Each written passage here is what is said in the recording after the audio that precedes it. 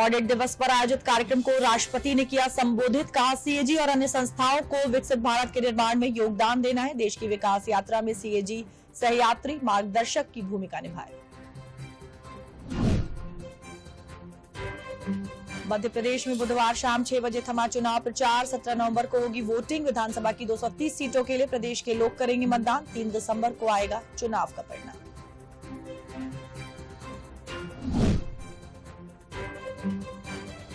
उत्तराखंड के उत्तरकाशी में टनल हादसे में पिछले 4 दिनों से फंसे 40 मजदूरों का रेस्क्यू जारी। वायुसेना के विमान के जरिए दिल्ली से लाई गई अमेरिकी ड्रिलिंग मशीन सुरंग में की गई है फिट। जम्मू कश्मीर के डोडा में किश्तवाड़ से जम्मू जा रही एक बस के 300 फीट गहरी खाई में गिरने से 39 लोगों की मौत और 18 घायल। 6 लोगों की हालत गंभीर। पीएम मोदी ने घटना पर जताया दुख। सिक्किम के राज्यपाल लक्ष्मण आचार्य गाजीपुर में बिरसा मुंडा जयंती समारोह में हुए शामिल। कहा इन कार्यक्रमों से बिरसा मुंडा के व्यक्तित्व से युवा पीढ़ी को परिचित होने का मिलेगा अवसर। उत्तर प्रदेश के इटावा में नई Delhi Darbhanga superfast express train के स्लीपर कोच में लगी आग के बाद अब वैशाली एक्सप्रेस में भी आग लग गई, जिसमें कुछ यात्रियों के झुलसने की सूचना।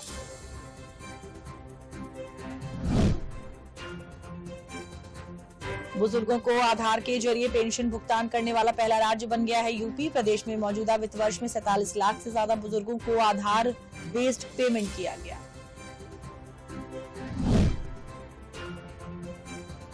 भर्ती मुख्यालय लखनऊ में अग्निवीरों की भर्ती रैली 16 से 22 नवंबर तक चलेगी। महिला मिलिट्री पुलिस भर्ती 27 व 28 नवंबर को लखनऊ में होगी।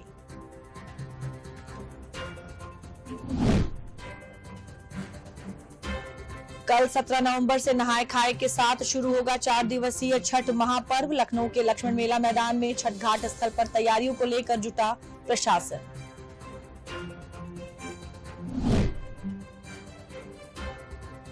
प्रदेश सरकार ने छठ पूजा और देव दीपावली को लेकर विशेष इंतजाम किए। मुख्यमंत्री योगी आदित्यनाथ के निर्देश पर पुलिस हुई alert. Anti Romeo team Chhath के घाटों पर बरतेगी विशेष सतर्कता।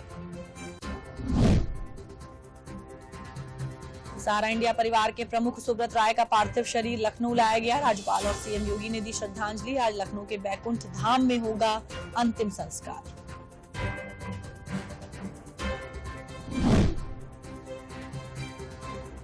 आजमगढ़ के खोजापुर गांव में कृषि मंत्री सूर्य प्रताप शाही ने 2 दिवसीय किसान मेला और उत्तर प्रदेश मिलेट्स पुनरुद्धार कार्यशाला का किया शुभारंभ।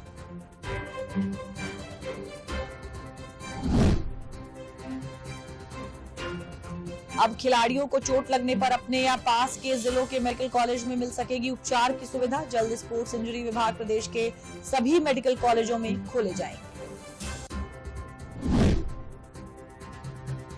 शरद ऋतु शुरू होते ही वृंदावन के बांके बिहारी महाराज के दर्शन और आरतियों के समय में भी किया जाता है बदलाव। अब प्रातःकालीन दर्शन सुबह 8:45 बजे से और सायकालीन दर्शन 4:30 बजे से हो सकेगा।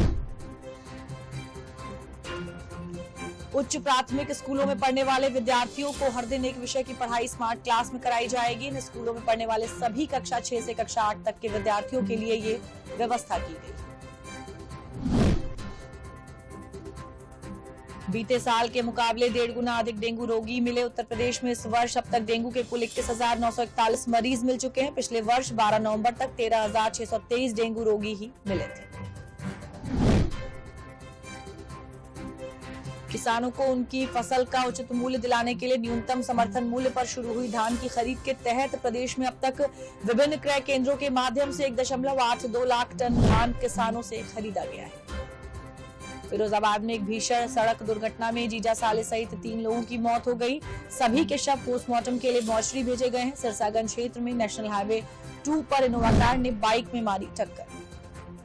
भारत ने मुंबई के वानखेड़े स्टेडियम में खेले गए सेमीफाइनल मुकाबले में न्यूजीलैंड को 70 रन से हराकर वर्ल्ड कप के फाइनल में बनाई जगह। विराट की बल्लेबाजी के बाद शमी ने गेंदबाजी में बरपाया कहर। भारतीय टीम चौथी बार विश्व कप के फाइनल में पहुंची।